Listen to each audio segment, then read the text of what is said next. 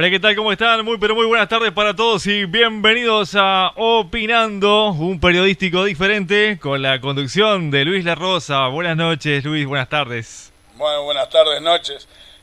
Iván, saludos a la audiencia.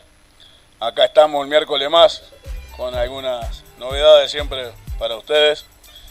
Hoy ya tenemos a nuestro invitado acá, un hombre puntual que antes de las 7 ya andaba por acá en la vuelta. Ya lo vamos a presentar. Antes vamos a pasar algunas novedades que tenemos por acá.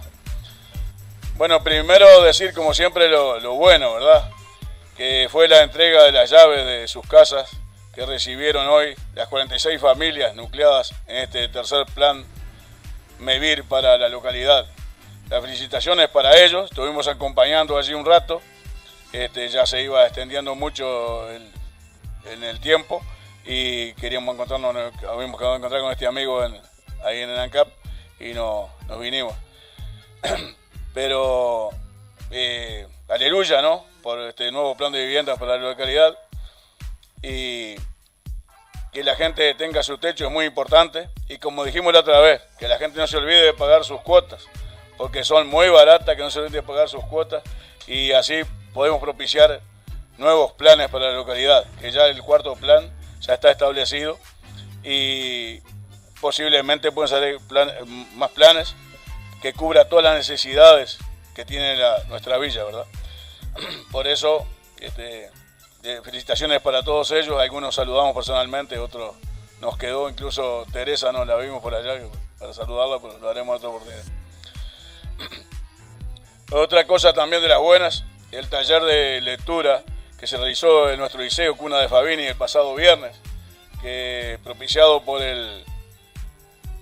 la dirección y conducción de ese tremendo docente que es el profesor de literatura Gabriel Fernández, que en el traspasado programa lo tuvimos por acá, que me hubiera gustado que se encontrara con nuestro invitado de hoy, que es un hombre también que sabe mucho de literatura, pero nos falta la ocasión, y salimos congratulados de ese lugar, estuvimos acompañándolos, muy lindo todo, la gente a veces en vez de agarrar para el boliche o para copas o para tomarse un porro, es bueno agarrar un libro y salir con gente que está en el tema y conversar un poco y reflexionar y sentarse un rato a escuchar y a veces a quedarse, porque no en silencio, como dice Gabriel, a reflexionar con uno mismo. El mundo cambiaría si fuera así, pero desgraciadamente no son muchos los Gabriel Fernández que quieren cambiar el mundo, desgraciadamente. También debemos recordar que el conflicto de los obreros de Matadero Solís, Ercinal, Sociedad Anónima, sigue en pie. Por lo que tenemos entendido, la industria de la carne toda estaría haciendo un paro de 24 horas en adhesión a sus pares de los operarios de este frigorífico solicense. Decir por enésima vez que este programa siempre va a estar del lado de los obreros, porque nos sentimos uno más de ellos y porque cuando el empresario no le va bien, cambia de rubro, invierte en otra cosa, o en bienes raíces, o invierte en estancias, como ya tienen los dueños de Matadero Solís. Pero cuando el operario le va mal, se hunde en la miseria y el hambre, como hacía toda su familia, sobre todo cuando hay hijos chicos, cuando hay una familia que no tiene edad para salir a trabajar, entonces siempre estamos los obreros y la lucha de ellos es nuestra lucha también y le brindamos de acá nuestro apoyo solidario en su lucha y ojalá que les vaya bien y puedan reintegrar esos obreros que fueron retirados de su trabajo, ¿verdad? Bueno, ahora el placer enorme de presentar, por sobre todas las cosas, un gran amigo. Escritor él, periodista, activista agropecuario, también hombre de campo. En sus tiempos se domaba sus caballos, esquilaba sus ovejas, pero por sobre todo un literato de pura cepa. Que hace unos meses alargado a la opinión pública un libro que ya lo hemos mencionado acá un par de veces, Fogones del Anochecer se llama. Darle las gracias por concurrir, viene de lejos, vive en la colonia de Aiguá este señor, viene de lejos con su esposa que salió por ahí en la casa de la vecina, ahí de la prima, y darle, como le digo, la bienvenida y saludarlo, darle las buenas noches y nos sentimos muy honrados con su presencia, llamando. Bueno, el honor es mío porque fui invitado por ustedes. Primero que nada, mi gratitud a ese gesto, posiblemente inmerecido. Lo otro es felicitar a la gente que se hizo de una casa hoy, del movimiento de erradicación de la vivienda rural insalubre, que tal es la sigla de MEVIR, y decirles que yo conocí al doctor Alejandro Gallinal, el propulsor de esta formidable herramienta de solución de techo para miles y miles de personas. Que la disfruten con salud, trabajando, con alegría y que las cuiden, por supuesto, para que las puedan embellecer también. Así cuando uno pasa por los pueblos del interior, cosa que hacemos con frecuencia, ver esos pueblos de MEVIR progresando.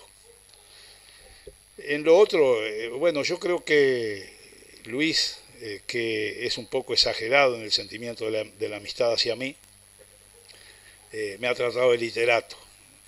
Yo soy un hombre de campo, nacido y criado en el campo, formado en él, que tuve la suerte de tener padres docentes y también productores rurales, y que si bien he escrito más de un libro, este es el segundo, lo hago como un hobby, por lo tanto creo que el mérito es muy pequeño, porque cuando alguien hace algo porque le gusta, no es que se esfuercen a hacerlo, sino que es un desahogo o un entretenimiento. Parece, según Luis y algunas otras opiniones, que este entretenimiento personal que asumí ha caído bien, y hay gente que le ha gustado y nos han llamado, cosa que uno también tiene que agradecer permanentemente. De más está decir que el descanso mío en mi larga vida de trabajo junto a la familia, el descanso mío en las sierras donde no existía televisión ni se podía usar de la radio porque los materiales con que se cargaban las baterías no abundaban o eran escasos, era leer, y libros no me faltaron. Por lo tanto, es un vicio arraigado en quien les está hablando. Yo agradezco toda esta oportunidad y estoy a las órdenes, Luis, si usted quiere hacerme alguna pregunta. No, sabemos del éxito enorme que ha tenido este libro, Fogones del Anochecer, que me dio el honor de ser uno de los prologuistas de este libro. Yo creo que fue inmerecido también, fue inmerecida la invitación, hicimos lo que pudimos, fue uno de los prologuistas, y como conocedor de campo pinté un poco una carrera sobre esa vida suya en los caminos de tropero, y bueno, me siento muy honrado de un libro tan importante que también tenga un prólogo con mi modesta firma entre ellos. Sabemos que ha tenido un éxito brutal, Yamandú. Creemos que tiene que repetir el intento nuevamente. Estamos viejos, Luis, 75 años y muchos achaques ya no hacen fácil el camino hacia adelante. Tampoco la memoria ayuda demasiado, a pesar de que los viejos siempre recordamos más lo de atrás que lo del presente. Yo lo tuve en cuenta y quizás fui un aprovechador, y vamos a ser sinceros ante los estimados oyentes, por cuanto al pedirle que hiciera un comentario sobre este trabajo, yo sabía que caía en manos de una pluma sobresaliente como la suya, y que además iba a ir a la casa de un hombre que también es de campo y que también conoce las tareas y las vivencias de todos los que vivimos en el interior. Por lo tanto, créame que eso yo lo hice pensándolo primero y seguro de que usted lo iba a hacer con sinceridad, sin pasarme la mano, sin adularme y diciendo las cosas tal cual las sentía y las podía ver a través de lo que está escrito. Es un libro de mentiras, porque creo que es bueno decirle al público de qué se trata. He leído mucho, creo, no me ha faltado nunca material para leer, yo digo de todo el mundo, Luis, de China, de Rusia, de Europa, de Estados Unidos, de América del Sur. Hasta le puedo decir que leí el poema pedagógico de Makarenko, que debe ser muy poca la gente que ha leído de eso, cosas que comparto algunas y otras no, por supuesto, pero una obra trascendental que estuvo prohibida en el país durante muchos años. Libros chinos extraordinarios, que realmente van haciendo una formación de uno, pero yo nunca leí un libro de mentiras. Los libros son de política, son de geografía, son de historia, son de novelas, son de religión, son sobre figuras sobresalientes, o no tanto, pero de mentiras no. Y yo traté entonces de hacer un libro sobre ese panorama, diríamos. Y son cuentos que escuché yo a gente mayor que se entretenían ellos para entretener un ruedo en un fogón en las noches de tropa, cuando el cansancio lo domina al hombre, y que era en épocas en que no había ni televisión, no había radio, algunos ni siquiera sabían leer, y ellos conseguían, mediante la creatividad mental que tenían, transmitir cosas que lucubraban a través de los tiempos y que luego las podíamos escuchar y sonreír, a veces reírnos a carcajadas. De eso se trata. Yo fui almacenando a través de los años en la memoria, recordando esos pasajes, y los reverdecí en las páginas de Fogones del Anochecer. Por supuesto que hay otros que son solamente creatividad mía, y hay otros cuentos que no son de campo, pero que justamente procuré que estuvieran para romper la homogeneidad del trabajo, para recrear un poco temas diferentes y sacar al lector de la monotonía. No sé si lo logré, ese fue el intento, y eso fue lo que hice. Lamento que perdí como 10 o 15 cuentos más que me hubiera gustado que estuvieran en este libro, por aquello de que los que somos viejos, cuando entramos a manejar una computadora, metemos el dedo donde no debemos y borramos lo que tenemos hecho. Pero los volveremos a escribir si podemos, y capaz que entonces sacamos otra edición. Sí, en esos tiempos, digo, no era de tiempo de camiones para transportar los ganados, no era tiempo de internet, de teléfonos celulares, ni de eso como usted dice, y todo se debía generar. El hombre que andaba tropeando también tiene que arreglar su apero, su huasquerío, bueno, y tiene que procurarse el alimento por un lado, y el alimento para el alma, esa parte risueña, hay que procurárselo también, porque no existía radio, no existía ninguna cosa, no existía la televisión. Entonces, esos viejos, bandidos, algunos de ellos, ¿no?, analfabetos de repente, con esos cuentos que los agrandaban, los adornaban un poco, le hacían más llevadera la vida a ellos mismos y a los demás, sobre todo que el caso suyo, que era más joven que ellos, en esos arreos de ganado, le endulzaban la vida. Tampoco se dormían en buenas camas ni en buenos colchones, apenas arriba el basto y los pelegos, y a veces lloviendo, imagino que poniendo los troncos de chirca hacia adentro, debajo de la pera, debajo de los pelegos, para que el agua pasara por abajo, y tapados con el poncho patria, con la boca atada. Atada con un tiento. Exacto. Sí, yo tengo en mi vida, y lo recuerdo con dolor, 2 noches que tuve hipotermia y me dieron café a garganta abajo, prácticamente abriéndome las mandíbulas a la fuerza para reacondicionarme y después con algún trago de caña o más café continuar en la lucha. Conozco bien. Y por supuesto que esa creatividad de esa gente era un bálsamo para todas estas cosas. Y yo, como decían ellos, era un trompeta. Así nos decían. Hoy les decimos un gurí. En aquella época nos decían un trompeta. Pero con buena memoria, observaba, escuchaba, callaba, y después de tantos años logré traerlo a las páginas de un libro. El otro día un amigo del departamento de Rocha, que lo había leído, tuvo la deferencia, cosa que también agradezco, de felicitarme y decirme, llamando, dice, eres el Landricina nuestro. La verdad que fue un homenaje que me emocionó y me sigue emocionando, porque compararlo a uno con una persona de esa categoría en lo que tiene que ver al humor es realmente sentirse más que reconfortado, Luis. Sí, Landricina, como el humor también que ustedes exhiben en estos cuentos, es un humor muy respetuoso.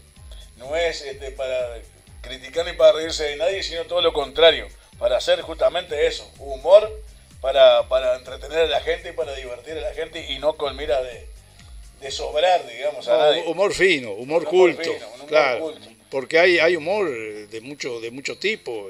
Uno a veces ve humor sobre la vida de los borrachos, de los ebrios, y realmente también tiene que reírse, pero no es bueno reírse de gente que cae en el vicio y que comete errores que después son causa de hilaridad generalizada. Después hay chistes sobre las mujeres, sobre la prostitución, sobre todo sobre el sexo, y tampoco son cosas que den cultura a los pueblos, porque no dan cultura. Realmente uno a veces tendría que no reírse, mirar por otro lado y callarse la boca. Exactamente.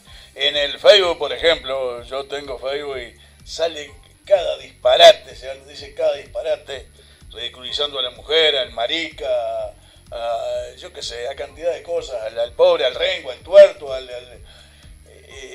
una cosa que estamos en una brutalidad, estamos viviendo, que pasa que estuviéramos... Seguro. Por un lado se lucha contra la discriminación y somos los primeros en discriminar. Somos los primeros en discriminar. Ahí está. Entonces ese tipo de humor que ejercían estos viejos troperos y en las ruedas fogoneras y las comparsas de esquiladores, los galpones de estancia, no pintaba eso. Para nada. Para nada, seguro, para eso. Entonces, esas cosas hay que rescatarlas. Por eso nosotros quedamos contentos que la gente mayor nos escuche. Pero también queremos que nos escuche la gente joven. Para, como decíamos antes fuera de micrófono, transmitir esas cosas, que alguna puede agarrar esa bandera, como este chico que recién usted vio, que estaba cliente de acá de Iván de Almacén, un muchacho joven que nos escucha, y uno va transmitiendo esta vivencia, y por ahí se lo puede transmitir a sus hijos. Ese muchacho joven que está casado puede transmitir a sus hijos, y bueno, y alguno agarra la bandera y no se va perdiendo esa esencia de esa uruguayés nuestra, que no la podemos perder. Tenemos que luchar para no perderla. Yo no quiero abusar de su espacio, Luis, ni del espacio de que... Acá lo teníamos para que hable, viejo. De que disfrutan los radioescuchas. Habría mucho para decir sobre eso, pero tampoco vamos a continuar en el señalar los defectos que están cometiendo otros. Simplemente yo exhorto a la gente a que lea que los libros no muerden. No precisa que sea el mío, pero hay autores formidables de América y de todo el mundo que siempre están mucho más adelante que nosotros y que están sembrando algo que hoy la gente ha dejado de tener en cuenta, porque usted ve los transeúntes mirando la pantalla de un celular, ve las muchachas, las chiquilinas, los educandos, los liceales, todos perdidos en ese mundo de la internet, que en realidad no sé si no nos ha traído más mal que bien. Pienso que hay que leer. La formación del hombre y de la mujer está en cultivarse, y el cultivarse está en las páginas de los libros, y hay muchos géneros de literatura. Si a una persona no le gusta un género, puede buscar otro género, pero estoy seguro que aquel que comprende el significado de las frases y de las palabras ha de encontrar alguno que le ha de llegar al alma.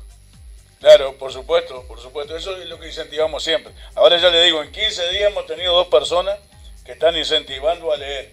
Uno es usted y otro es este profesor, que muchacho tendrá 40 y pico de años, profesor del Liceo Solís de literatura, que incentiva a leer. Y él mismo se hace unas peñas literarias ahí en la Casa de la Cultura, y ahora el otro día yo en el liceo, donde nos había invitado los dos, yo concurrí con el patrón, incentivar a leer, y eso es como usted dijo con otras palabras, yo digo, porque me gusta hablar un poco en criolla, desasnarse. La persona tiene que desasnarse, para después salir al ruedo, primero tiene que desasnarse. Porque se puede ser muy gaucho, se puede tener las manos quemadas por el sobeo o las manos quemadas también por una tijera de esquilar, pero también se puede ser literato. Mire, don Luis, yo le voy a contar algo a usted y a los que están escuchando sobre la vida de mis padres. Mi padre hizo magisterio siendo peón en una carnicería donde se trabajaba desde las 2 de la mañana hasta las 10 de la noche. Hizo magisterio estudiando en los ratos libres que le quedaban en la carnicería, venían de una familia muy pobre. Le gustaba el campo, dio concursos, sacó festividad en Aiguá en el año 40, se vino de San Carlos para Aiguá y en el año 40 se instaló. Mi madre era sirvienta y estudió magisterio siendo sirvienta. Y también fundó la Escuela del Corte de la Leña, la fundó ella, y cuando se fue a casarse con mi viejo se vino para Aiguá y le dieron efectividad en la Escuela 42. Mi madre le cortaba el pelo a los chiquilines pobres, le llevaba ropa, ayudaba a todo lo que podía en el comedor, y eso era en la hora de la clase, del estudio. Mi padre enseñaba en la escuela a trenzar y a hacer guasquilla, además por supuesto de muchas otras cosas. Ambos eran terribles defensores del libro, promotores de la lectura hasta los últimos días de su vida. Y cuando se venían de la escuela a un campito de unas pocas cuadras en la orilla de Aiguá, un campito ordinario, pobre, donde había conseguido arrendar el viejo, se venían en un sulky con una yegua tubiana, hecho por papá. El sulky lo había hecho mi padre. Y venían ahí y se ponían a sacar leche y a arar las chacras, y se plantaba trigo y se tenía quinta y se ordeñaban una cantidad de lecheras que las dejaba a galpón de noche. Y era la mitad del día eran maestros en la ciudad de Aiguá, en la hoy ciudad de Aiguá, y la otra mitad del día productores rurales, y parte de la noche, porque no daba el día para tanta tarea. Así nos criamos nosotros. Y yo creo que el Uruguay, buscando la eterna comodidad de la gente, se olvidó del trabajo. Y el trabajo merece que se le ejerza como una función sine qua non de la vida del hombre y de la mujer. El trabajo es sagrado y hay que trabajar. No se puede vivir sin trabajar, explotando a los demás. Ni lo puede hacer el de abajo ni lo puede hacer el de arriba. Tenemos todos que trabajar y respetar y hacernos respetar en el trabajo. Pero también hay que ser consciente de que vivir de vivo no da, no presta, como dicen los brasileños. Y estar formado, estar culturizado, desasnarse, como dice usted, es parte de ejercer ese trabajo y esas funciones de la mejor manera posible y de sacar un mejor resultado en la vida para usted y para los hijos que está criando. Creo que eso es el ABC, es la tapa del libro de la vida. Exactamente, pienso exactamente igual. Por eso que queremos fomentar eso, queremos fomentar el desasnarse, la lectura, hurgar en la página de un libro y vemos las cosas de otra manera. Y bueno, están colaborando los propios gobiernos, los propios políticos con que se pierde la pegua de trabajo. Ahora, antes, por ejemplo, un niño de los 5 años ya andaba sembrando maíz o dándole comer a las gallinas, o ordeñando las vacas, o ayudando a encerrar las vacas a su madre para que le ordeñara. No había ordeñadoras eléctricas, se ordeñaba a mano con el dedito torcido así. Un banquito colgado en la espalda. Y un banquito colgado en la espalda. Y el balde entre las piernas. Y bueno, a las 4 de la mañana había que estar sacando leche. Ahora los niños no pueden trabajar porque es un delito. Que trabajen los niños. Está considerado un delito. Recién después de los 18 años pueden trabajar los gurises. Sí, señor. Entonces, estamos fomentando la vagancia. Estamos mal. Vamos mal. Y con este gobierno, con el otro, me parece que con todo va a ser más o menos parecido. Ahora, yo con 75 años me animo a opinar con mucha franqueza. Siempre me animé, siempre fui un poco audaz. Pero sacando todo el tipo de bandería política, absolutamente todas las banderas políticas de todos los partidos políticos habidos que hay o por crear, yo nunca vi un político que trabajara mucho. Entonces no puedo creer que ellos fomenten mucho el trabajo. Sí. Pero el país se hizo con la gente de trabajo. Sí. Médicos abnegados, profesores y maestros abnegados, obreros abnegados, empresarios rurales chicos, medianos y grandes que trabajaban y que se esforzaban por trabajar, unos buenos, otros regulares, otros indeseables, porque la sociedad tiene de todo. Sí. Pero yo le rindo homenaje a aquellos que fueron en su vida trabajadores honestos y personas ejemplares. Usted mencionó al pasar, y ahora vamos a ir a un corte ahora nomás y después seguimos llamando. Usted mencionó al pasar a un hombre que para mí fue un gran hombre y tiene que haber sido presidente de la República. Lo juzgaron y no lo votaron de su mismo partido, su mismo color, que fue don Alberto Gallinal. Para mí, un hombre ejemplar que las generaciones habidas y por haber y es porque estamos mal. Van a seguir hablando de Alberto Gallinal. Es porque venimos se postuló mal. a la presidencia de la República por 2 oportunidades, por lo menos por 2 me acuerdo. No lo votaron los propios blancos, no lo votaron. Capaz que lo votaron algunos de otros partidos y no lo votaron los propios blancos. Trascendía partidos, ¿verdad? Trascendía partidos. Sí. Pero era un hombre que le rendía culto. Era un hombre de trabajo. Así que acá no queremos. Le rendía culto al trabajo. Y él mismo trabajaba. Y no solo que era un hombre de trabajo, que a sus empleados los trataba como seres humanos. Ejemplar. Como seres humanos. Ejemplar. No como esclavo ni como... Y la prueba da, Luis, el ver hoy el MEVIR, que fue creado por él. ¿Sí? Era una mente privilegiada, pero justamente está hablando... Aquí estamos sentados en un lugar que esta casa del MEVIR. Él propuso esto, que la gente se pudiera hacer su propia casa o pudiera pagar las cuotas. Un poco con trabajo, la mitad con trabajo y la otra mitad con una cuota que mucho menos que dejara de vivir en aquellas chabolas o en aquellos rancheríos que a veces estaban llenos del mal de Chagas, de la bichuca. Yo recuerdo otro libro muy bueno que leí, que está extinguido, no se consigue ahora, debe ser muy difícil hallarlo, y lo voy a nombrar porque era extraordinario. Ese libro fue anterior, por supuesto, al doctor Gallinal, y lo escribió el viejito, era abogado, yo digo viejito porque lo conocí muy viejito, el doctor Juan Vicente Chiarino y un señor Solari, que eran del bien público, creo, y se llamaba Detrás de la ciudad.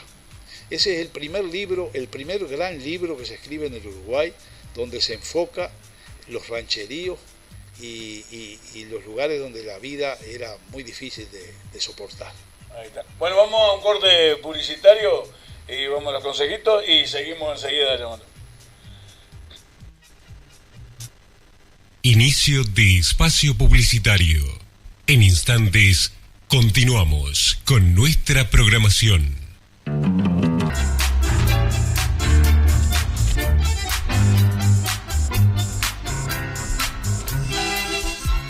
Bueno, seguimos con Opinando, un periodístico diferente, y creo que es bien diferente, como siempre decimos, para la localidad. No sé si mejor o peor, pero sí diferente. Y decir que iba a ser al principio, al final, charlando con Yamandú, que llevamos en el programa 30. Estamos festejando el 30 programa justo con este gran amigo, viejo amigo. El 30 programa que ya van 7 meses de salida al aire de este programa, ¿verdad? Bueno, y reiterar la vía de comunicación que les va a decir ahora Iván, y que estamos saliendo en internet en vivo, y mañana por YouTube, a partir de mañana de tarde salimos por YouTube, el que quiera escuchar, sobre todo la gente que está lejos, nos pueden escuchar por YouTube. La vía de comunicación, por favor, Iván, y así... Si desean comunicarse, pueden hacerlo, mandan un mensaje de texto o un WhatsApp al 099-430631, 099-430631, o si lo desean pueden llamar también al 4447-5040. Bueno, la invitación a don Yamandú Rodríguez Velázquez era más que nada por la presentación de este libro, que ya ha tenido éxito, que no nos precisa a nosotros para el éxito que ha logrado este libro por todos lados. Está extendido en todo el país y ya le estamos pidiendo otra edición más aumentada o corregida, o la misma, o otro libro, porque tiene material, él no dice, pero tiene mucho material como para sacar algún otro libro. Pero además, rendirle un homenaje y un reconocimiento a este viejo amigo en el que hemos compartido algunos pedazos de carne asada, nos hemos quedado en su casa, la hospitalidad que nos ha brindado, sobre todo la señora doña María del Carmen, él más o menos, pero María del Carmen es un ángel, y muchas de esas cosas, de los éxitos de él se deben a su esposa. Y entonces ha creado una gran familia, María del Carmen, con este viejo loco. Mire, don Luis, cuando yo sabía que usted iba a ir a mi casa, cosa que desearía que reiterara, yo unos días antes ya le decía a la señora que lo tratara bien, porque después usted me hacía buena propaganda. Bueno, y tenemos acá el libro en nuestras manos y lo recomendamos. Se llama Fogones del Anochecer, como decimos. Está a la venta en varias librerías. Si no, se pueden contactar con el autor. ¿Usted quiere decir el teléfono llamando? ¿Cómo no? El teléfono mío es 098-87-04-14. Lo repito, 098-87-04-14. Y si alguien quiere enviar como se dice ahora, un email. Email, sí, ahí está. Bueno, primero que nada les voy a decir que no me manden WhatsApp, porque en esa tecnología todavía no entré. El mensaje común y corriente, primero que se hizo en los celulares, eso sí lo manejamos. Pero el email es, por supuesto que con minúscula todo, Yamandú Rodríguez 09 @hotmail.com. Ahí está, quedó claro por si a alguien le interesa. Se los puedo recomendar. Es un libro que los supuestos fogones del anochecer, de los troperos, de los cuentos que ahí se estilan, a cual agranda más las cosas, que en términos, por supuesto, gauchescos, cuando hablan los protagonistas en términos gauchescos, la parte que introduce, digamos, el cuento con un poco más fineza que por aquí nuestro amigo lo ha escrito. Pero hay otros cuentos, por lo menos voy a introducir al radio escucha en la temática, que tratan, por ejemplo, de supuestos espionajes que debí realizar, es todo ficticio, por supuesto, es un libro de mentiras, sobre hechos de actualidad que en algún momento ocurrieron. Hay que mirar en cada uno de los cuentos la fecha con que tiene el final, porque, por ejemplo, hago un espionaje en nombre del superior gobierno al río Uruguay cuando se va a inaugurar las pasteras y aparecen los piquetes, y en aquel momento la República Argentina tenía 35.000 soldados para invadir Uruguay. Yo hago un cuento sobre eso, pura ironía, y por supuesto que creo que arranco más de una sonrisa con el papelón que me mandé haciendo semejante trabajo. Ese, por ejemplo, no tiene nada que ver con lo gauchesco, como tampoco tiene que ver con lo gauchesco el cambio de rubro. Es el segundo de los cuentos. El cambio de rubro es un italiano que decide abandonar la tarea de mecánico y dedicarse a otra cosa. Tengo muchos otros que en este momento es difícil de recordar, por ejemplo, una entrevista o un encuentro con el último mayoral de diligencias que hubo en el Uruguay, un personaje real, verídico. Los personajes que aparecen en el libro son todos reales, todos los conocí, todos los traté. Que ese mayoral era un hombre de una fantasía inagotable, y en aquellas épocas podríamos decir que era un semejante a lo que significó un chofer de Honda, con la diferencia de que el mayoral de una diligencia demoraba mucho tiempo en llegar de Montevideo a San Carlos o a Rocha, y en ese trayecto prolongado, extenso, se creaba una cierta familiaridad con los pasajeros que traía o que transportaba, y eso daba pie para que después el hombre imaginara cosas que largaba por ahí en las ruedas o en los lugares donde se encontraba con otros conocidos.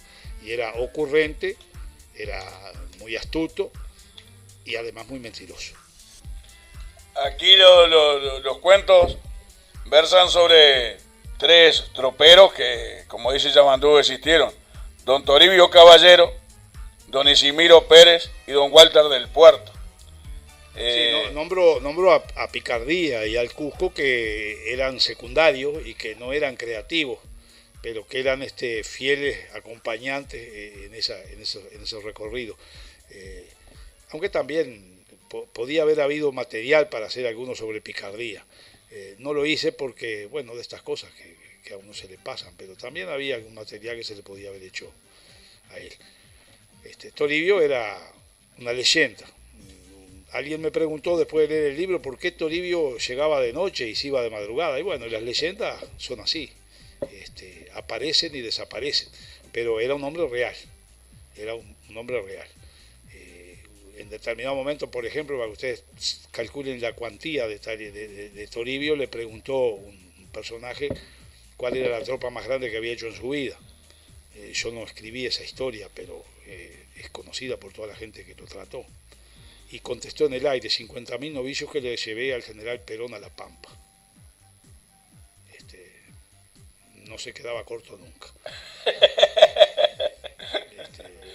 Bueno, Isimiro era un personaje diferente, porque Isimiro echaba a volar mentiras que lo hacían reír mucho, pero a veces largaba mentiras que no eran saludables, que terminaban por dañar. Yo creo que un poco inconscientemente se dejaba llevar por la imaginación y se pasaba un poco la ignorancia de la época. Sí, ¿verdad? pero no era ignorante, se pasaba de la raya embalado como venía, y terminaba creando de repente algún pequeño caos en la zona. Bueno, sobre esos personajes se basa... Walter del Puerto, don Luis, sin palabras. Yo puse dos historias de él, pero era sin palabras. Era un personaje impresionante. Tenía 3 sobrenombres puestos por los vecinos, ¿no? Unos le decían la tarántula, y no dejaba de tener parecido en la manera de caminar. Otros le decían el tábano, porque tenía los ojos bien verdes. Y otros le decían de otra manera, exagerando los rasgos faciales, ¿no? Que no lo voy a decir acá. Bueno, también ha incursionado como periodista de investigación, más bien, de denuncia. Nunca he visto lo que ha escrito en los medios de prensa cuando escribió en nuestro querido Otero en la época, en el semanario Aiguá, que ahora me trajo un par de ejemplares de regalo porque antes lo recibía, ahora ya se han recortado mucho los gastos y no me está llegando. Periodismo de investigación y de protesta. Nunca he visto de artículos que donde esté adulando a nadie, ni al intendente, ni al presidente, ni al diputado, ni al senador. Y eso es una cosa que tenemos muy en común, de no adularnos. Si nos tiramos flores porque lo sentimos, pero no adularnos ni entre nosotros, ni nacimos, me parece, para adular. Yo he dicho varias veces esto acá en la radio, que yo no nací para adular a nadie. ¿Y sabe lo que he recibido? Satisfacción en cuanto a si protesto es procurando el bien de los demás, no el mío. Claro, por supuesto. Pero ¿sabe lo que he recibido? Algún comentario de alguien que ha dicho: pero usted no se conforma con nada, usted nunca está conforme. Bueno, pienso que sí, pienso que emulo, imito sin querer, por formación solamente, por lo que mamé en mi casa también. Mi padre no hablaba de política, mi padre era demócrata 100%, pero nunca lo vi aplaudir banderas de ningún partido, y tenía una frase que la he tenido siempre muy en cuenta: hay que votar talentos y virtudes, o virtudes y talento. Y creo que es la raíz, está ahí. El país va a estar bien si la virtud y el talento adorna a quien nos manda. Cosa difícil en estas épocas más. Pero yo recuerdo, por ejemplo, a una persona que escuché toda mi vida y con quien cultivé amistad, que fue el doctor Eduardo J. Corso. Y bueno, el doctor Eduardo J. Corso me decía una vez: Yamandú, dice, yo no sé dónde me voy a poner, porque yo lo que quiero es que la gente transite el camino del medio, que no se vaya para los costados ni para los extremos.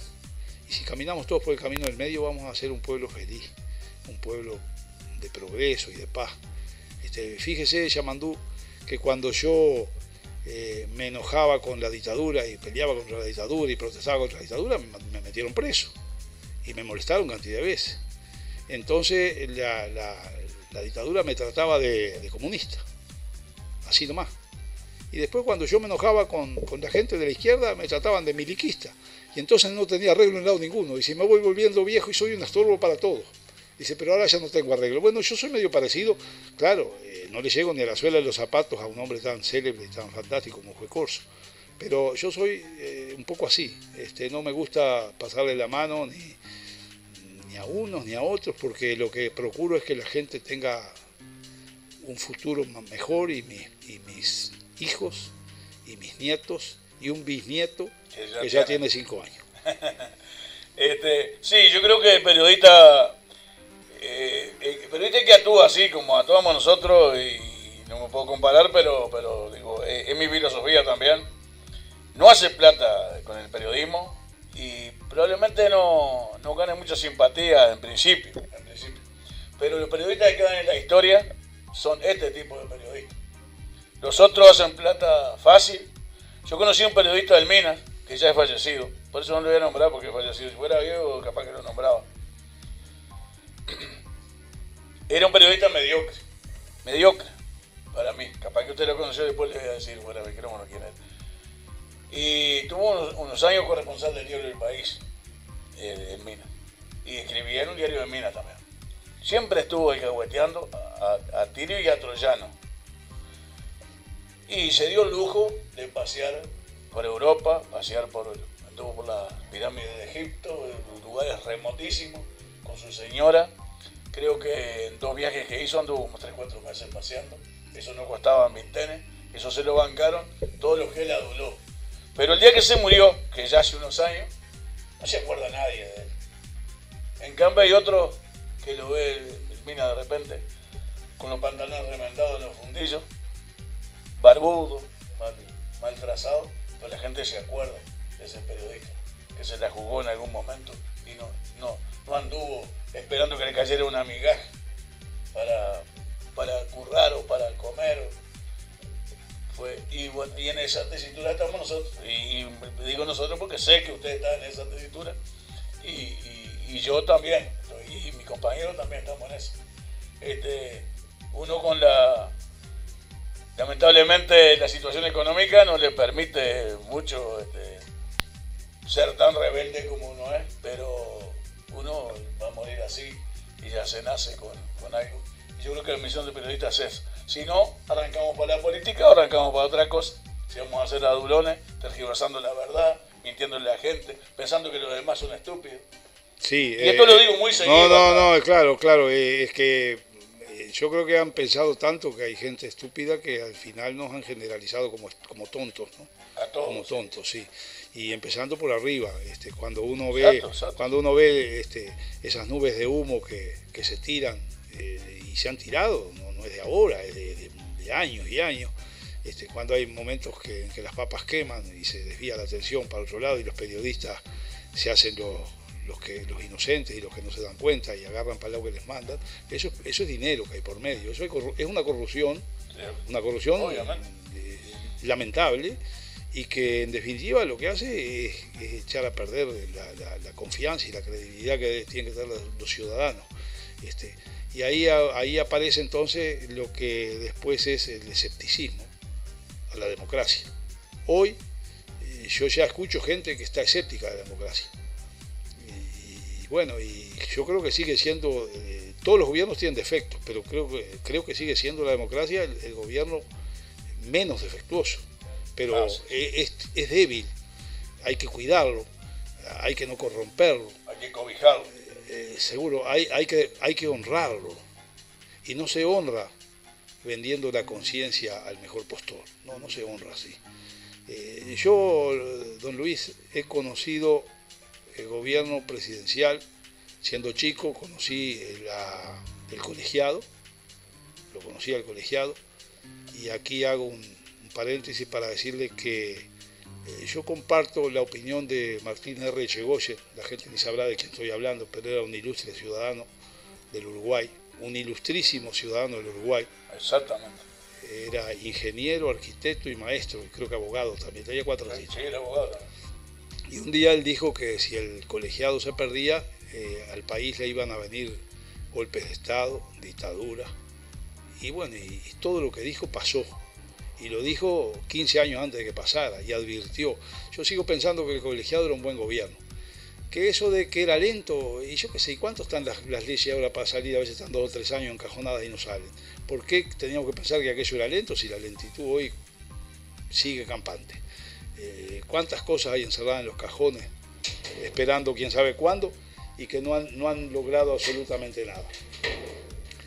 Así que después conocimos o renacimos nuevamente a la democracia. Tenemos hoy un gobierno presidencialista con parlamento y senadores, diputados, alcaldes, concejales. En mi libro vienen unos cuentos de alcaldes. Sí. Pero no, aquel lector tiene que tener en cuenta que no son los alcaldes de ahora, era otro tipo de alcaldes que existió en el Uruguay y que tenían unas facultades extraordinarias. Yo digo por ahí que, haciendo uno de los cuentos de un alcalde que era muy pícaro, que, digo en broma por supuesto, que a mí me hubiera gustado ser alcalde para mandarme algunas alcaldadas, pero por supuesto se me iba a mandar de las otras. Bueno, esas cosas, ¿qué me queda por conocer? La monarquía, ni Dios permita. Tampoco creo que tengamos sangre azul en el Uruguay. Acá la sangre que yo conozco toda es colorada, roja, claro. Azul no he visto, pero es lo único que me va faltando. Ver una monarquía o ver un faraón. El país es muy chico para faraones. Ningún rey se va a venir a presentar acá. Sí, yo digo Así que bueno, la democracia es lo que nos queda y debemos honrarla. ¿Cómo se honra la democracia? Siendo cultos, trabajando, siendo honrados, sacándole el cuerpo a la corrupción, no fomentándola, trabajando. Usted está hablando de políticos, como dijo don Martín Echegoyen, yo que sé, de esa época, Luis Valle, bueno, antes, don José Valle Ordóñez, que el país le debe muchísimo. Pero parece que los políticos de ahora, o a muchos los políticos de ahora, no quisieran parejar a todos, porque puede haber algún bien intencionado que no va a llegar arriba si es bien intencionado. Parece que habemos 3,5 millones de tabos en el Uruguay, para expresar los temas de palabras de Mujica. O de ingenuos. Parece que somos todos ingenuos, parece que somos todos tarados, todos medio retardados. Entonces nos quieren hacer creer una cosa y a los 5 años vienen a hacernos creer lo mismo. Cuando no fallaron, no la hicieron, y a los 5 años vienen a hacernos creer lo mismo. Me parece que nos están subestimando a los uruguayos, la clase política. Muchos. Sería mucho mejor que en vez de perder el tiempo en eso, lo ocuparan fomentando valores. Virtudes.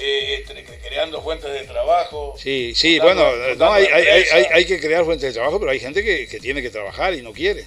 Sí. Porque también hay gente que no tiene voluntad de ponerse a trabajar.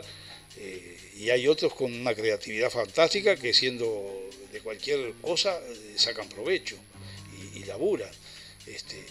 Yo pienso que hay que educar para ese lado. Hay que educar para ese lado, o fomentar para ese lado las buenas costumbres. Las buenas costumbres. Que no es que yo sea más vivo que usted, ni que yo lo pueda madrugar, ni que yo lo pueda embromar, ni que yo lo pueda sacar alguna cosa cuando mira para otro lado.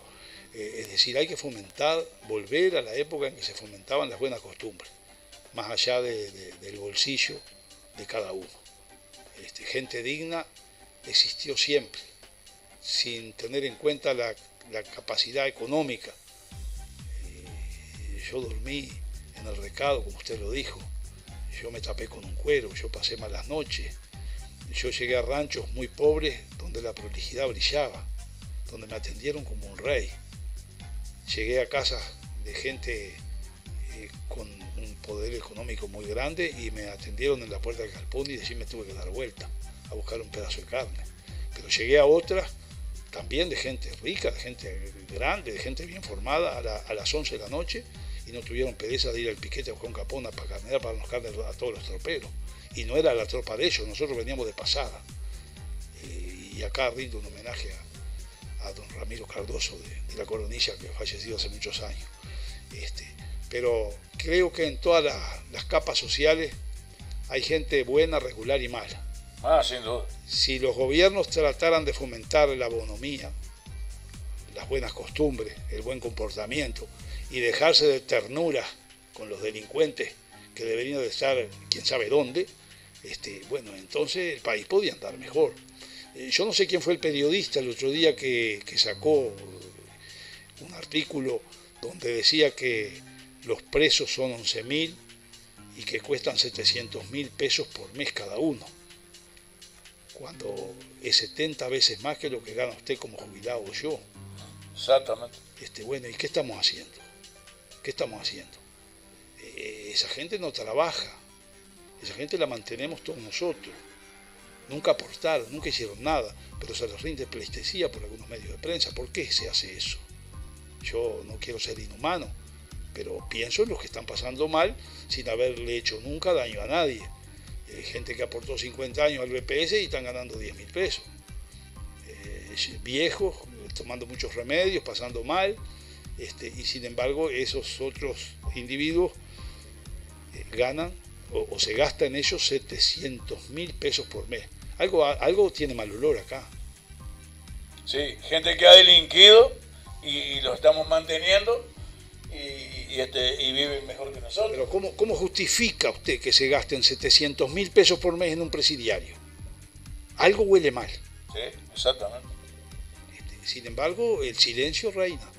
El periodista ese, que lamentablemente no recuerdo el nombre, y que salió 2 veces a la palestra pública a analizar lo que había presentado, y no se escuchó más nada.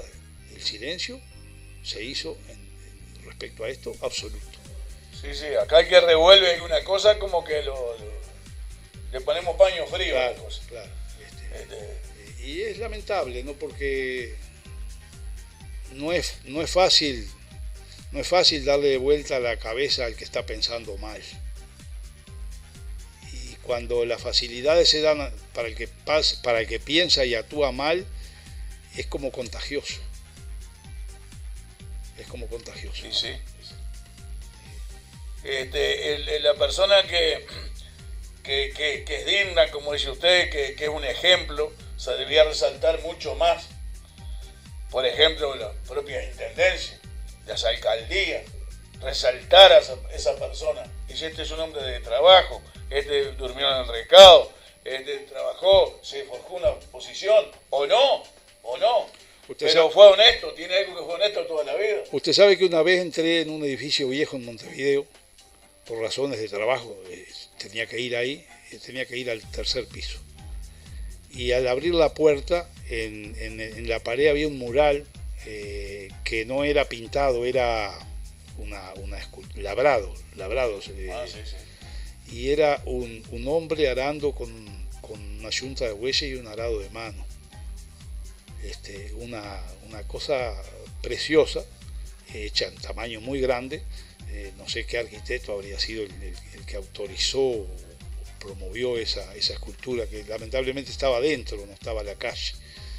Pero ¿usted ha visto en el Uruguay algún monumento a un hombre arando con bueyes? Yo no lo he visto. No. ¿Ha visto un monumento a un hombre tropeando? Y no lo estoy pidiendo para mí, lo dije en Aiguac cuando presentamos este libro, recordando a don Toribio, recordando a Isimiro. ¿Ha visto algún monumento a un tropero que arriaba las riquezas más grandes que tuvo el país durante muchos años, a la tablada o de una estancia a la otra, o a los frigoríficos, dándole de comer a todo el Uruguay? Y no lo hay. ¿De un esquilador ha visto? Yo no he visto, no sé, capaz que hay. Sí. No. De un hombre esquilando a tejer a martillo con la cintura rota, hecha pedazos, aguantando a puro coraje, a puro fervor, a pura garra. Pero no hay. Sin embargo, sobran otro tipo de monumentos y de ilustraciones de otro tipo, en cosas que no han sido ni siquiera productivas. Un ex compañero nuestro del Tero, Antonino Cabana, que era nativo de acá, era escultor en menor medida y artista plástico, pintor, sí. Lo único que usted va a ver por acá por la zona, Minas, Maldonado y por acá por esta zona, de bueyes arando y palmas de maíz, lo pintó Antonino. Después otros pintores no, así unos triángulos, un ojo solo, Una cosa Pero claro, rara. pero ahí hablamos de pinturas, Pintura, bueno, pero un monumento, pero menos. yo que sé, Monumento en algunos lugares, yo andaba en el Brasil, no muy adentro, no, cerca de la frontera, pero ya a pocos kilómetros de la frontera con Uruguay, en algunas ciudades del Brasil, a la entrada usted ve algún monumento alusivo a esa gente de trabajo. Y el Uruguay, un país productivo, agropecuario, desde el fondo de la historia, no los tiene. Lo único que hay es el monumento al gaucho en Constituyente y 18 de julio, que lo hizo la Federación Rural hace muchos años, que es fantástico, está bien, pero el gaucho no fue... Bueno, y la carreta y la diligencia. Y la carreta, pero en Montevideo, en los pueblos del interior, al laburador, al laburante, al que volteaba los vellones metiendo tijera, vamos a hablar en gaucho, sí, o al tropero que llevaba, dormía 15 días en el recado, o más. Y pasaba meses llevando fortuna, porque yo conozco troperos que llevaron 4.000 novillos,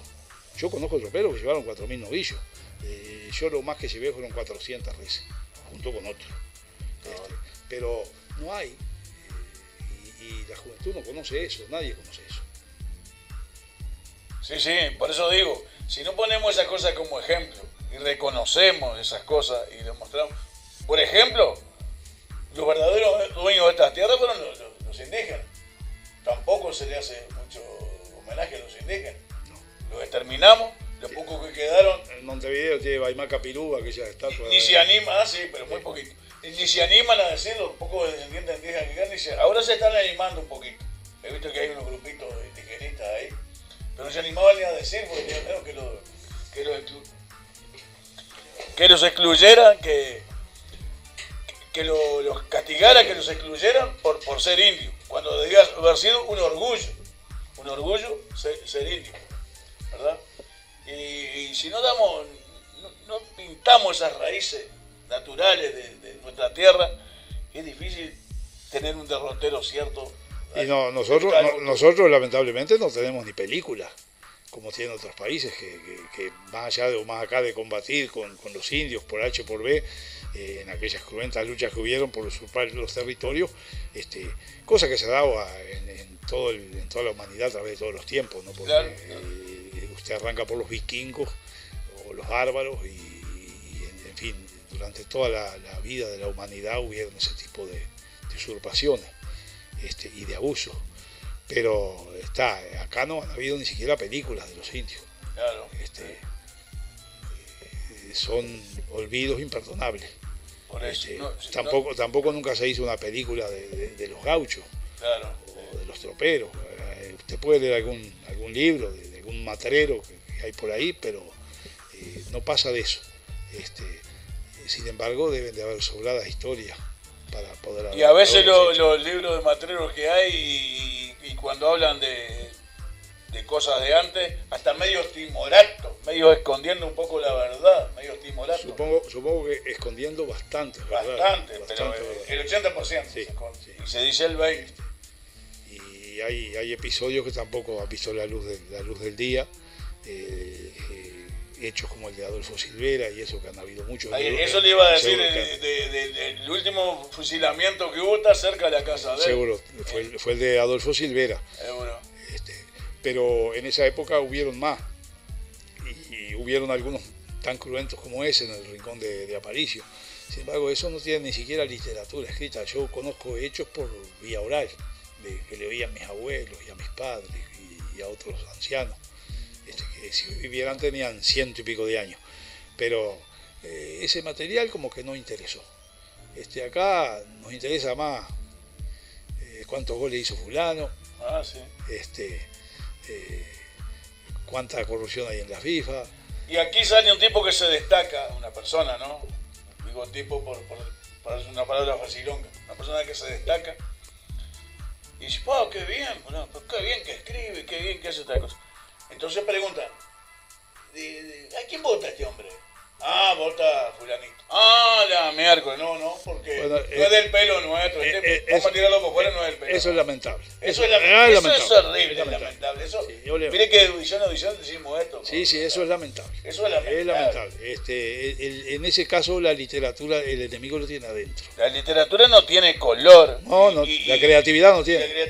La pintura tampoco. La pintura tampoco. No, tampoco. El no, tampoco. eso es- Y el futbolista tampoco tiene color. Eso es ignorancia. Eso es ignorancia del fútbol. Es fanatismo, que es una enfermedad, es ignorancia y la envidia. Y después aprovechan a ciertos políticos. Claro, También es- sí, no, es- el político siempre está a la pesca. Siempre está a la pesca. Lo importante es como hablando en términos de pesca, que la tararira se ponga arisca y no muerda el anzuelo que le tiran así nomás. Seguro. Porque si no, lo embanderan. Y la embanderar una obra literaria es lamentable. Es lamentable. Sí, es lamentable. Sí, será lamentable. Bueno, con usted podemos hablar de tantas cosas, pero la cosa que nos queda es de su incursión como activista agropecuario, como consejero de la Federación Rural, que fue por varios años. Y si usted quiere contar, si usted quiere que le cuente, yo le cuento. Mi padre fue muy proclive a las gremiales rurales. Incluso fue fundador de la Sociedad Rural del León de Aiguá. Y cuando las instituciones rurales se dividieron en el país, unas siguiendo a Chicotazo y otras manteniéndose leales a la Federación Rural, mi padre optó por seguir siendo fiel a la Federación Rural por razones de que él no quería embanderarse. Y se dio cuenta de que la otra rama, la rama que iba con Benito Nardone, iba camino a embanderarse políticamente. No los criticó, pero prefirió seguir afiliado a la Federación Rural. Y a los 16 años me hizo socio. Y entré ahí a ser directivo un tiempo, no conforme con la actitud de los directivos de aquella época en la Sociedad Rural de León, porque el manejo que se hacía a mí no me conformaba.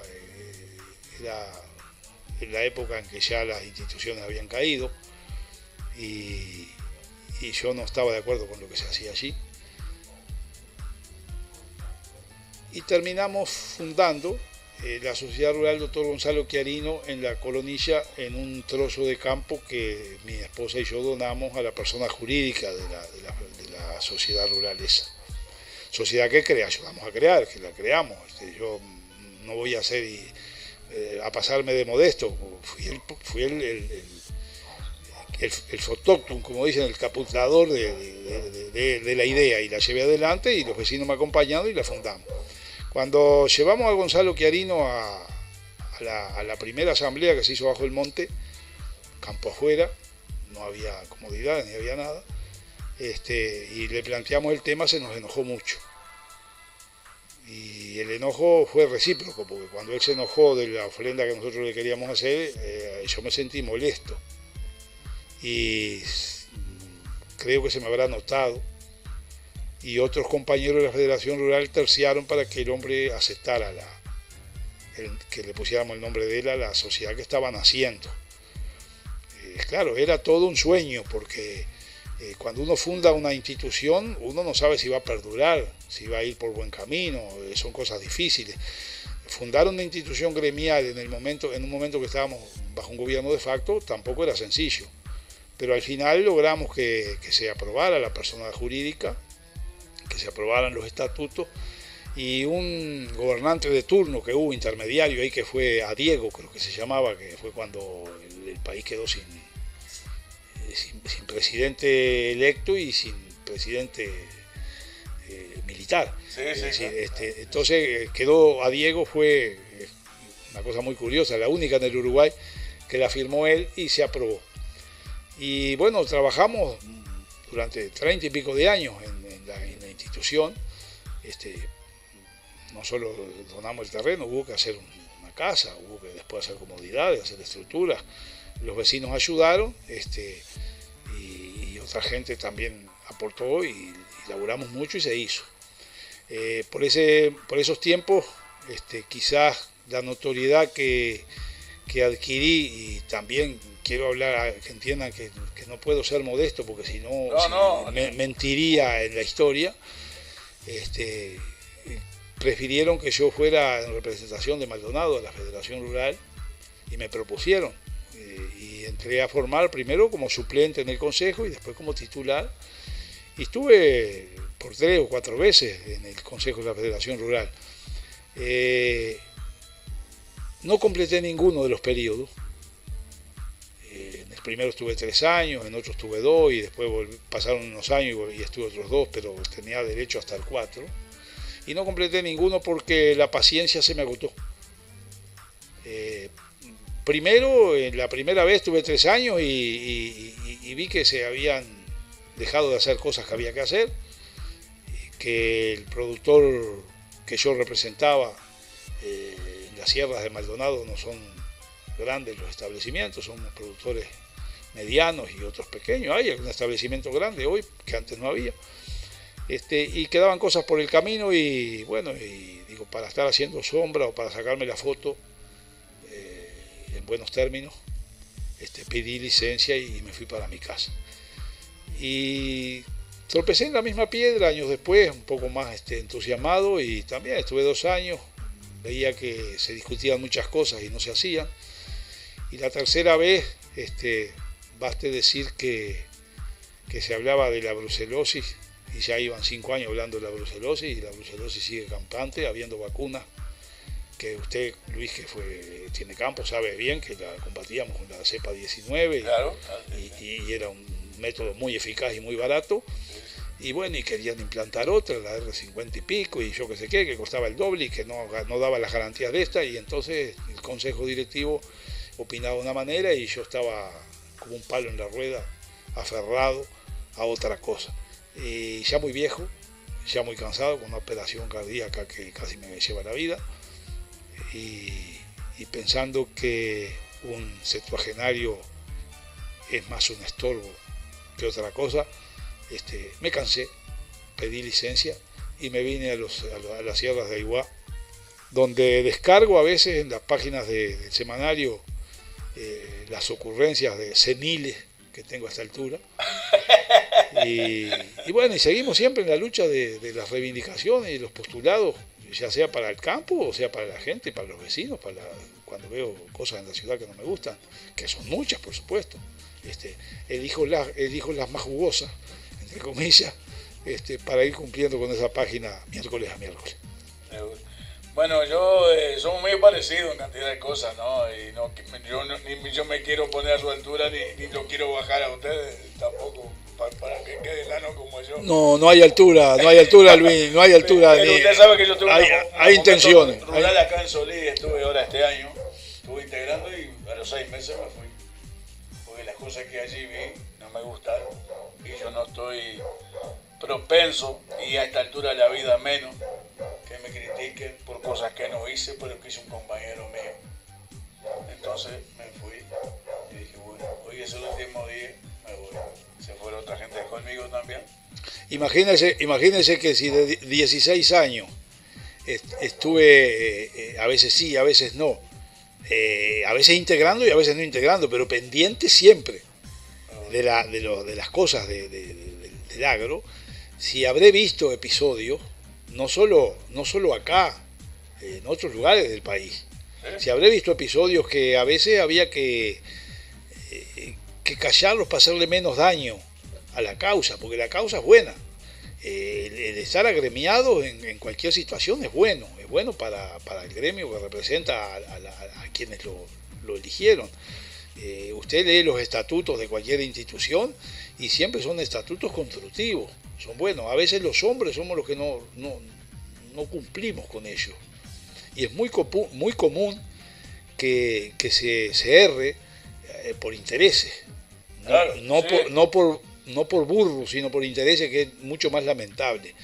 Pero bueno, si vamos a hablar de delitos sexuales, y esto lo tómenlo como una broma,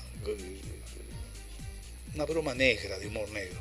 No hay ninguna cosa más violada que la Constitución. Ah, sí. Sin duda.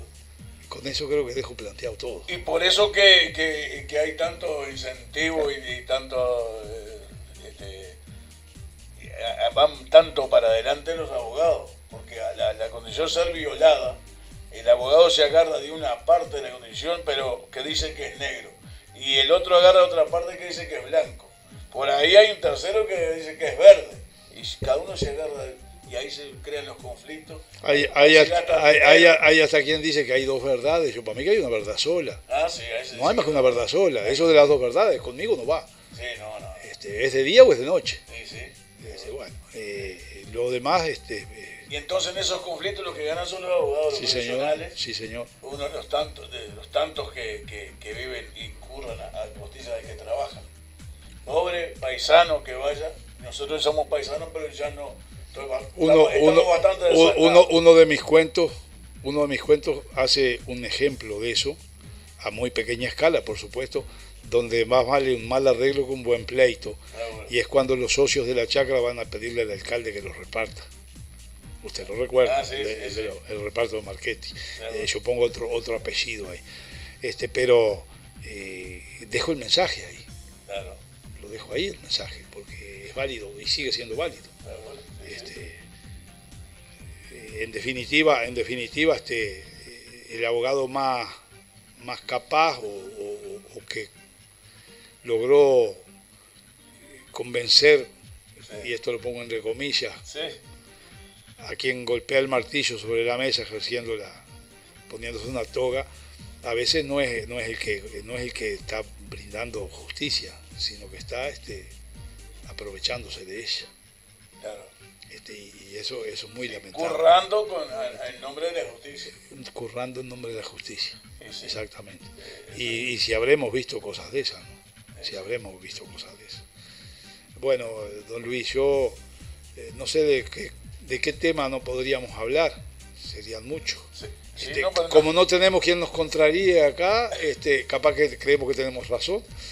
No, uno se va aprendiendo un poco a todo. Hace 15 días hablamos mucho de literatura con este muchacho. Yo no le puedo seguir el tren porque es un profesor de literatura y un tipo muy estudioso, vive para eso, tiene la cabeza metida en eso.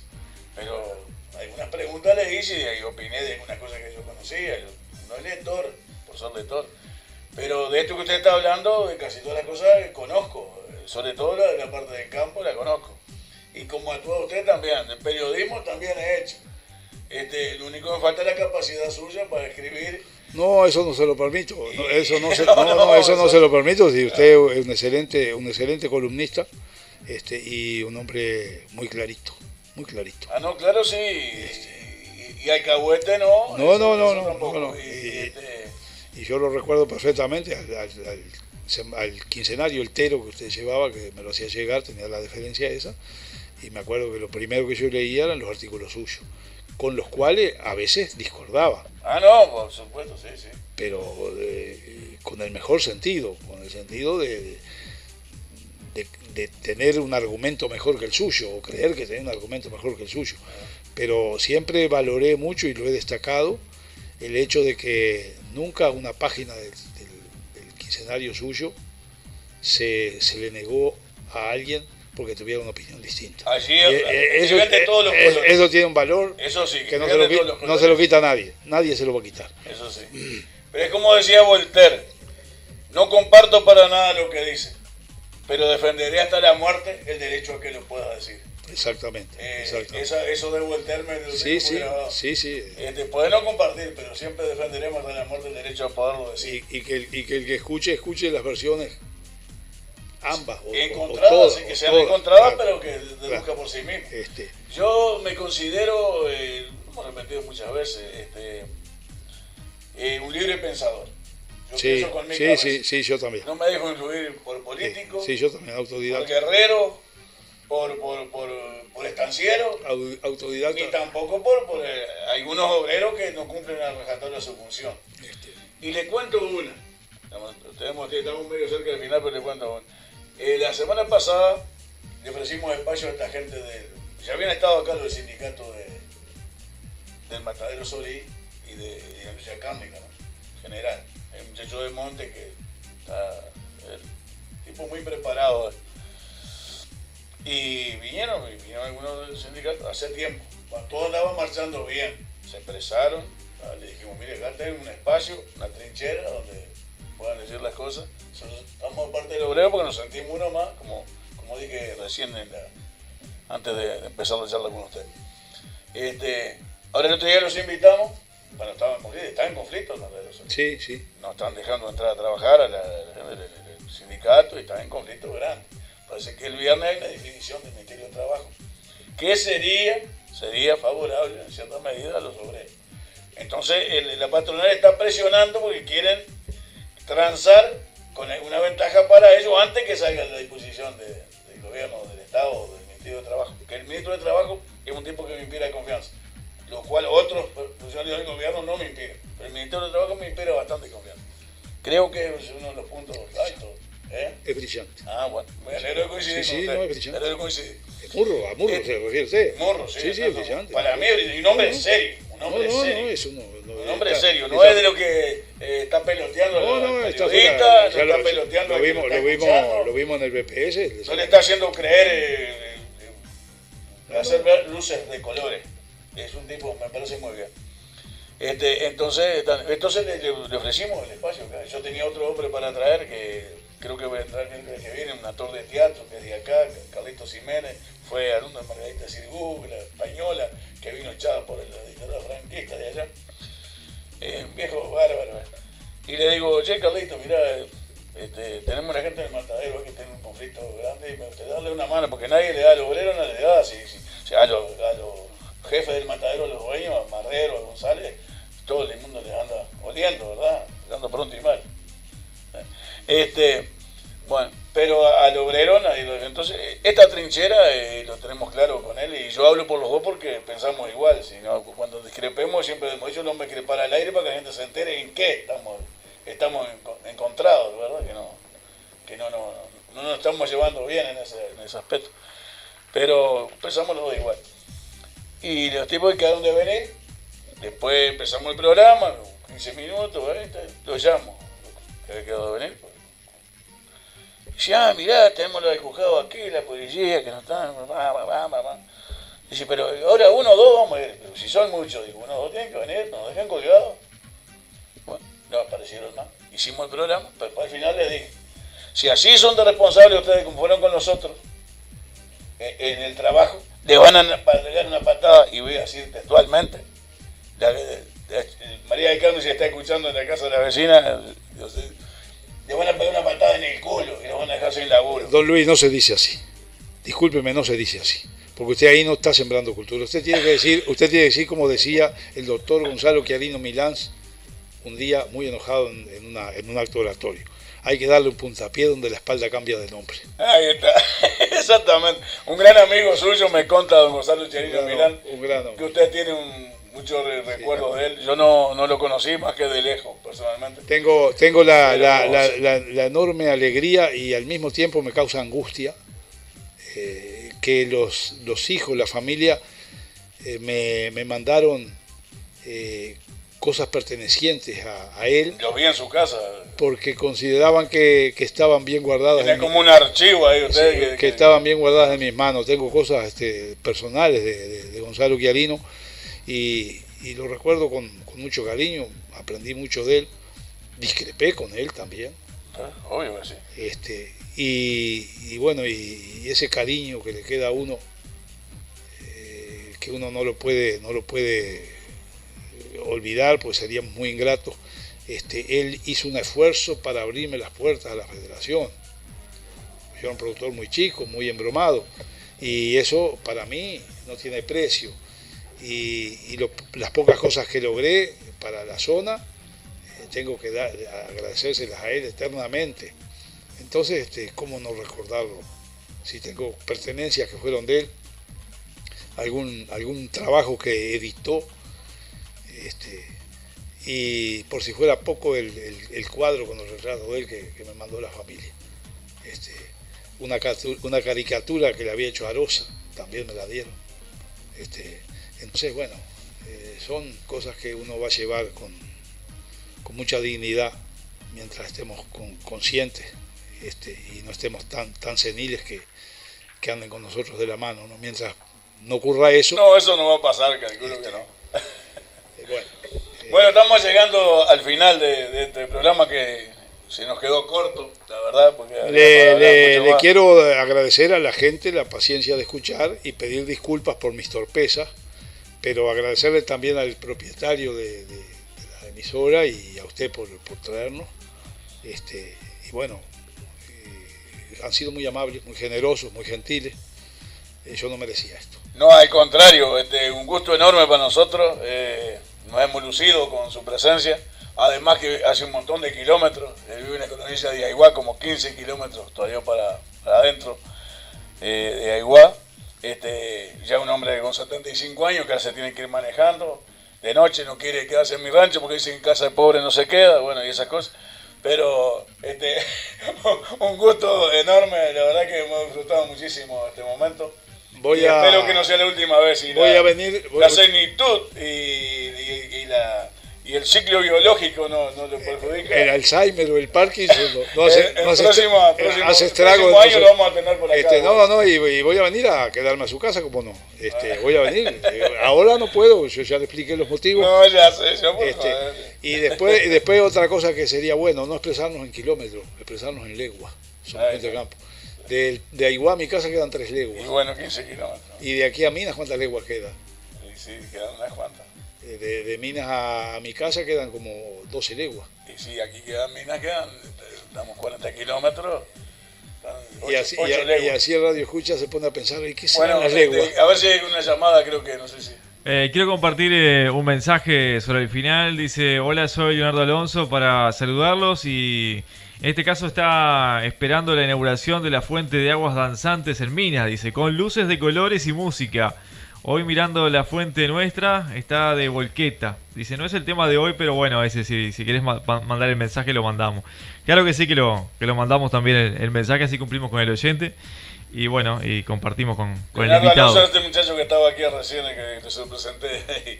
Bueno, siempre nos vamos con una frase de algún personaje, algunos famosos, otros menos, pero también que ayudan a pensar, como dice usted. Esta es de José Saramago, el escritor portugués. Somos la memoria que tenemos y la responsabilidad que asumimos. Sin memoria no existimos y sin responsabilidad quizá no merezcamos existir. Viene bastante a colación lo que usted dice. Bueno, oyentes, hasta el miércoles que viene. Muchas gracias por vuestra atención y espero que les haya gustado este programa, que hemos tenido hoy un invitado de lujo. Muchas gracias. Que pasen bien. Hasta el miércoles.